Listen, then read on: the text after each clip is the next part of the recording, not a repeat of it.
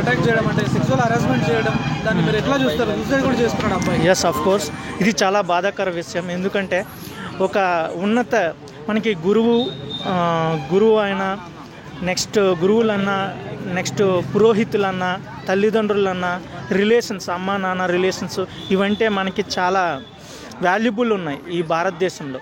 So ఒక గురువు విద్య నేర్పవలసిన గురువే తప్పు చేశారంటే ఇంకెక్కడ న్యాయం జరుగుతుందని లేదు. ఇంకోటి, తనకంటే ఒక 20 సంవత్సరాల పెద్ద అయిన లేడీ అయ్యి ఉండి ఉన్నత లెక్చరర్గా చేస్తూ సడన్గా అతని మీద లవ్ ఎఫెక్షన్ ఏర్పడడం వల్ల ఆయన్ని వద్దన్న హెరాస్మెంట్ చేస్తూ ఫైనల్గా అతను ఆత్మహత్య చేసుకునే స్థితికి వచ్చింది. దీనివల్ల ఇది చాలా సీరియస్గా ఈ కేసుని తీసుకోవాలి.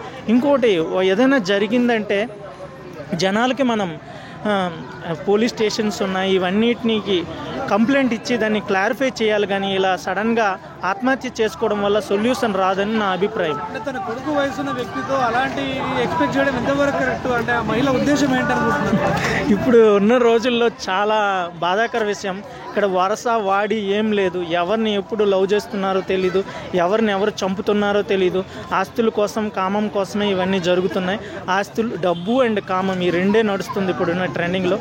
చాలా బాధాకర విషయం బ్రదర్. అంటే తన పిన్ని వరుస అవుతుందంట, వరుసకి అయినా కూడా అబ్బాయి పైన అలాంటి. ఇక్కడ చెప్పాను ఆల్రెడీ, వరుస వాడి ఏమీ లేదు, డబ్బు అండ్ కామం ఈ రెండే నడుస్తున్నాయి. కాకపోతే ఇది చాలా బాధాకర విషయం. ఒక అబ్బాయి ఆత్మహత్య చేసుకోవడం అనేది ఇది జీర్ణించుకోలేని విషయం. దీనిపైన కఠిన చర్యలు తీసుకొని ఆమెను శిక్షిస్తారని కోరుకుంటున్నాను.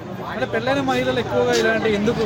నాట్ లైక్ ద పెళ్ళి అవ్వడం కాదు, అక్కడ ఆ యొక్క సిచ్యువేషన్స్ లోపల తిరిగితే ఎవడైనా చేయాల్సిందే.